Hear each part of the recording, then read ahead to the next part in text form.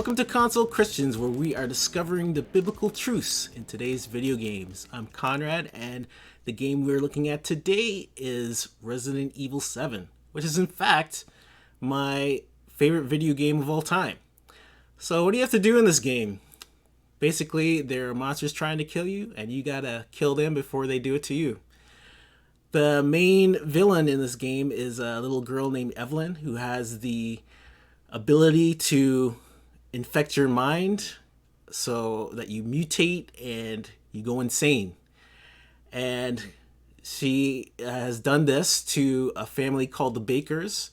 So when you go to the Baker house to look for your wife, which is where the last place she's being seen, you meet up with the Bakers. They try to kill you. All these monsters try to kill you.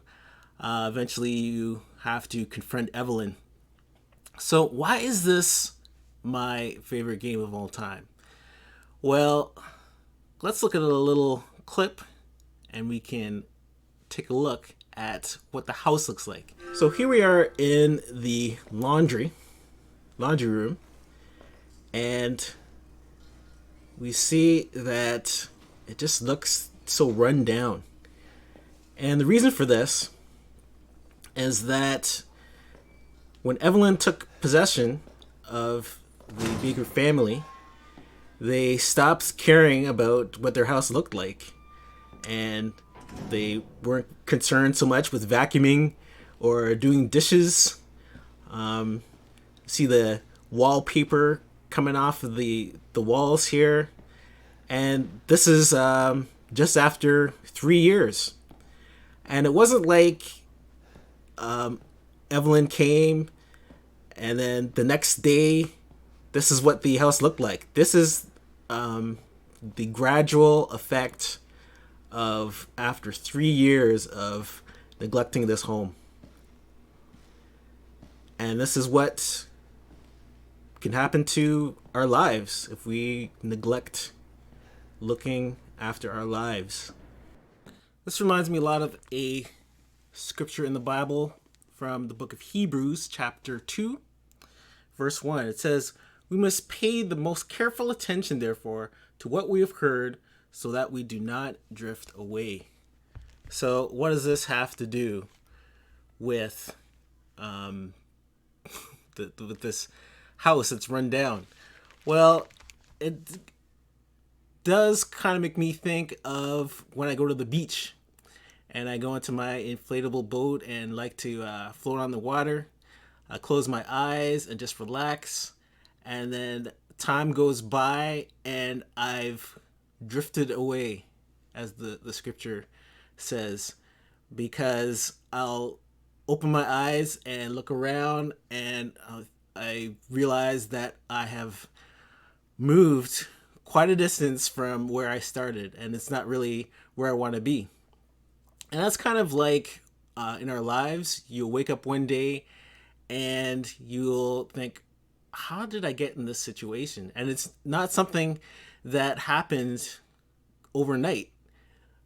It was after a period of time, maybe 3 years, maybe just a week, maybe 10 years, 20 years. And you think the time when it was 20 years ago, I look at my situation now, it's so much different. And this is something that the Bible warns us about that can happen if we are not paying attention, because you don't notice it as it's happening, because the changes are very minute and only can be noticed after a very long time. So if you look around the house, you'll eventually find some weapons like this nifty grenade launcher that you can use to kill monsters or light bookshelves on fire. The thing is, though, eventually you're gonna run out of room because you're carrying these things in a backpack and it has a limited amount of space. So when you find something that you really need, like a key to open a door, you're gonna have to decide, okay, which is more important? Is it the flamethrower, the grenade launcher? They're both really cool, but one of them will have to go, because really, do you need both of them? And it takes up 2 spaces, as you see there. So you have to decide what is really important. So let's look in the book of Luke, chapter 12. And this will relate to what I'm talking about. Luke chapter 12, verse 16. And he told them this parable.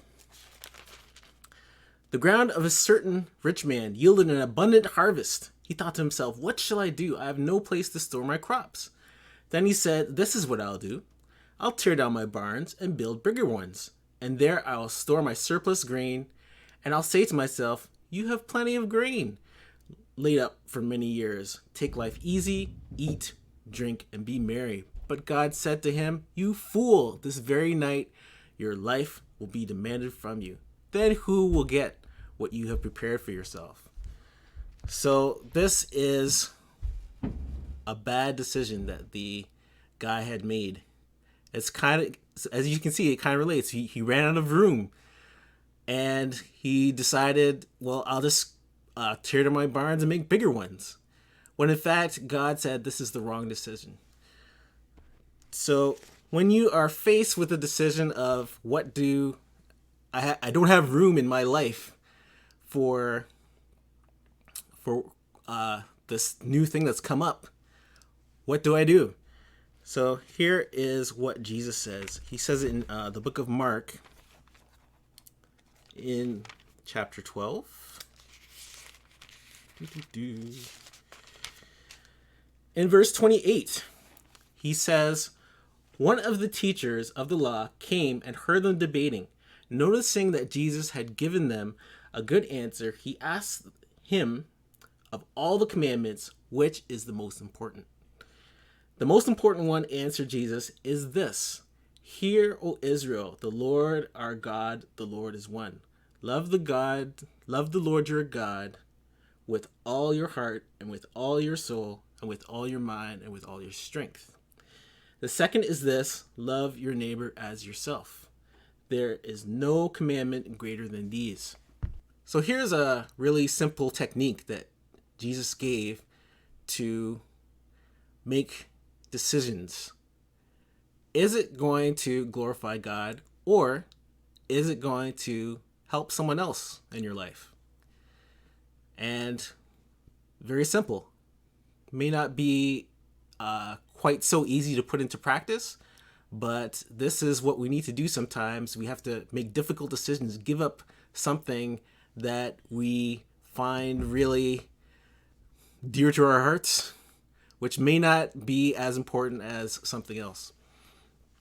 So the next thing I want to look at is a little clip here. It's near the end where you are finally going to confront Evelyn, and you're able to talk to Jack Baker, who's been trying to kill you this entire time. And you're able to talk to him before, you're able to talk to his mind how it was before Evelyn infected it. Ethan? Hey, shh, I know. I'm not gonna hurt you. Hell, I never would have if I could have helped you. What do you mean? I'm no killer, son. Neither is Marguerite, nor my boy Lucas, or even Zoe here. That girl, Evelyn, she did this. What the hell is she? No, what did she do to you? She infected us with her gift. That's what she calls it. I found her near a busted out tank in the bayou. Everything changed after that. So she infects you and then she takes control? No. Not exactly, son. She forces her way into your mind, your soul, can't fight back? You are connected to her, and you can't resist the urge to... Oh, you're a different person after that. Just like Mia. So Mia sent me that message because of Evelyn. Listen, the girl just wants a family of her own. She's the key, all right? You find her, and you stop her. Ethan, free my family. Please.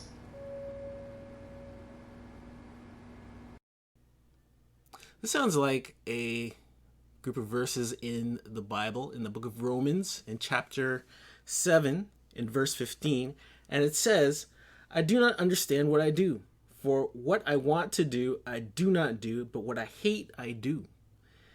And if I do what I do not want to do, I agree that the law is good. As it is no longer I myself who do it, but it is sin living in me.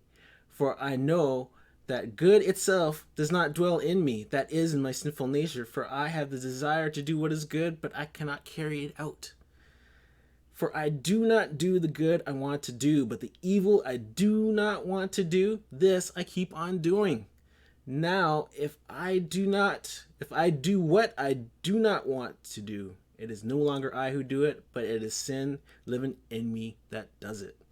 For I find this law at work. Although I want to do good, evil is right there with me. For in my inner being I delight in God's law, but I see another law at work in me, waging war against the law of my mind and making me a prisoner of the law of sin at work within me. What a wretched man I am. Who will rescue me from this body that is subject to death?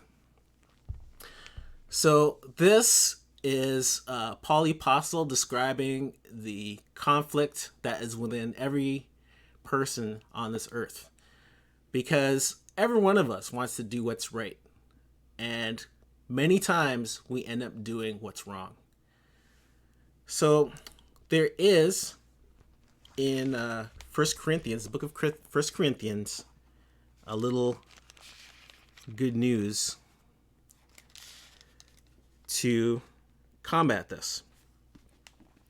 It's in the book of 1 Corinthians, chapter 10, verse 13.